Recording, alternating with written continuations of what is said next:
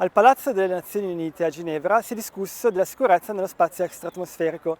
A organizzare le conferenze l'UNIDIR, l'agenzia dell'Onu che si occupa del disarmo e della non proliferazione delle armi di distruzione di massa. La comunità internazionale, rappresentata dalle Nazioni Unite, sta diventando sempre più preoccupata dalla crescente importanza economica e strategica che lo spazio extraatmosferico sta avendo. Al congresso dell'UNIDIR, rappresentanti istituzionali, accademici, leader di organizzazioni di differenti paesi si sono riuniti per confrontarsi e discutere su queste tematiche e capire se lo spazio orbitale si trasformerà in futuri scenari di conflitti spaziali tra nazioni in competizione. Space has always been a military domain. You know, it was militaries that first went into space in the 1950s, or even earlier than that. It was, militaries have always used space. What's new now, of course, is that more and more are using space to enable security on Earth. There are more and more non-military actors who are using space, and of course, it's becoming more congested, and you have to mitigate the various activities or coordinate the various activities of different people. Giant space infrastructures, almost agnostic, They can be used by civilian, they can be used by military, and this will make problems more acute in terms of how to discriminate between military and civilian systems. For this reason only, we need to invent new platforms where the people can interact, explain what they do, exchange information, avoid misunderstanding, discuss between each other. It's badly needed today, and we don't have that in space yet. Da un lato la nuova space economy e la nascita di numerose aziende private come SpaceX che stanno rendendo lo spazio orbitale congestionato dai satelliti, mentre dall'altra c'è il ruolo sempre più rilevante che lo spazio ha per gli asset strategici militari. It's difficult to control everything that's launched into orbit. There's so much these days. There are over 80 countries that have objects in space, and the UK just this week has started launching satellites from the UK as well. So there's more actors entering the field all the time. What we can do is have a really good set of conversations about the sort of principles that we're going to follow when we're acting in space. What are we going to do? What is desirable? What is undesirable? How do we work together to make sure that we're mitigating either security threats or environmental damage from our activities in space? I think that's the most important thing. There are more and more blurred, frontier between civilian and military, and all that contribute to increase the tension in space.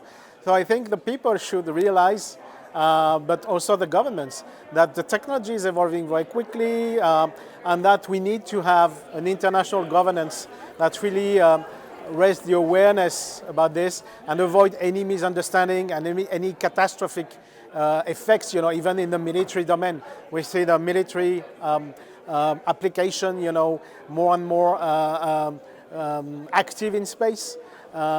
We now have space-to-space kind of military missions, possibility to attack satellites and all that. So we need to make sure that it's more and more transparent and the people are more and more responsible in using those things. So I think this is a challenge for the years to come.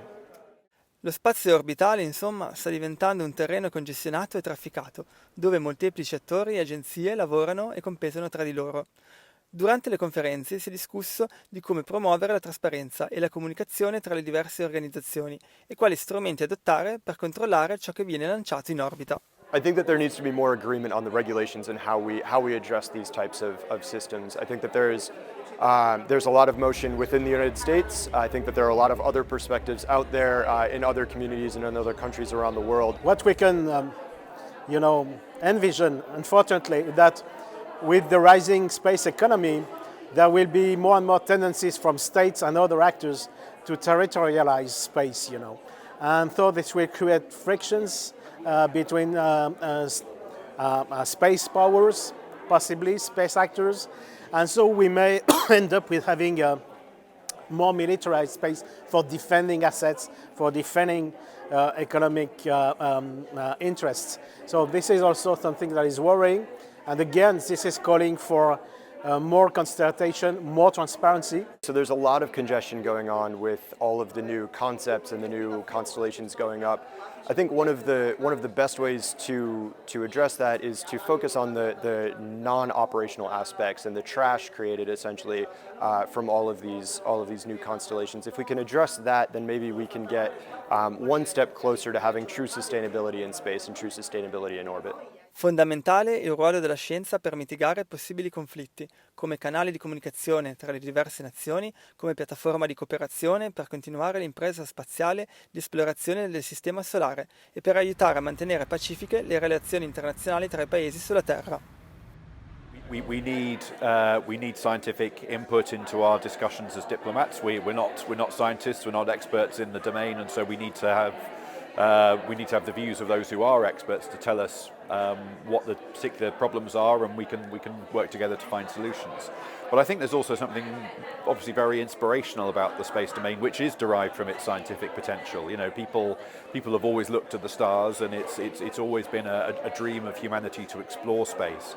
And I think we need to draw on that as a motivation for the work we're doing. I think it's really important. For sure, science has always been a place for international cooperation. It's been demonstrated with the ISS.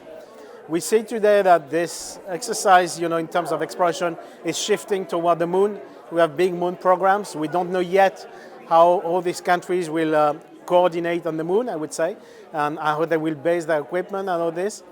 Space, in the end, is a medium, is an environment where any country is interdependent with the other.